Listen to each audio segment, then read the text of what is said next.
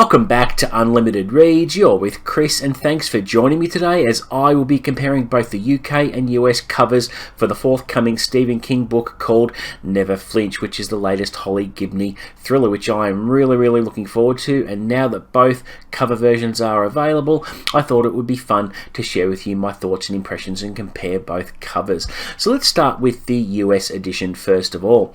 Now, this one is fairly minimalistic. Is my first impression there. It has a grey background with Lady Justice in the foreground holding up the traditional scales, and she has a blindfold that is dripping blood, which the thin strand of red contrasts really well with the grey, I think.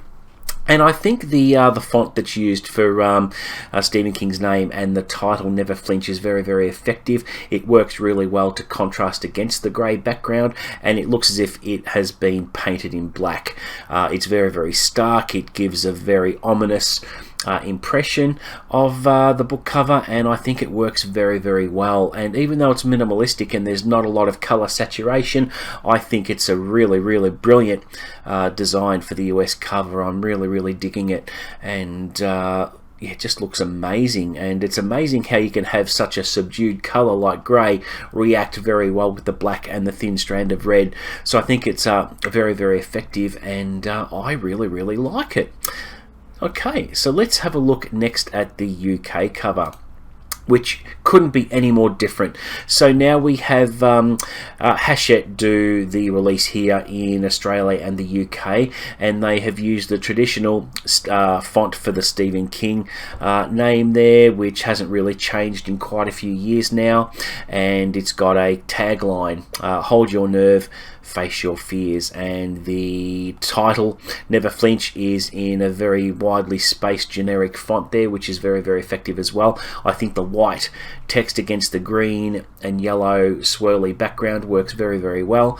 So we have some palm trees there from the look of them, or they could be pine trees, some lovely glowing street lights there, and a highly detailed picture of Lady Justice where you can see the creases of her robes, and one of the scales is missing as well, which is very interesting, which is starkly different from the US cover.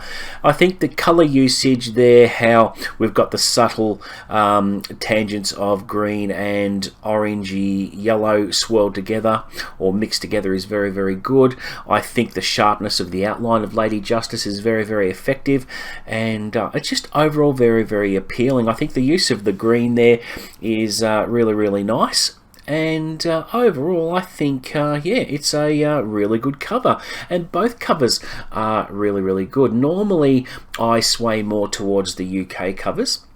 It's just a personal taste with me, and I think both covers have very good advantages and very wide appeal as well. So I'm liking both covers in particular. So they both work very well. They both have their unique qualities there, and yeah, I'm really wrapped with them. And I always like comparing US and UK covers because of the difference in the color palettes and things like that. So I just wanted to share that with you today. I'm really excited about the book's release.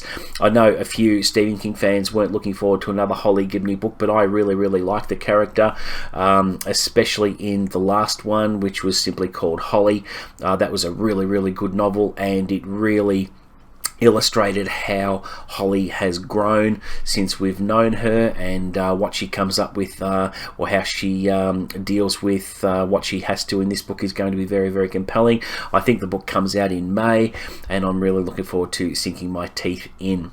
So thank you very much for joining me for this cover comparison. I always enjoy doing these kind of videos.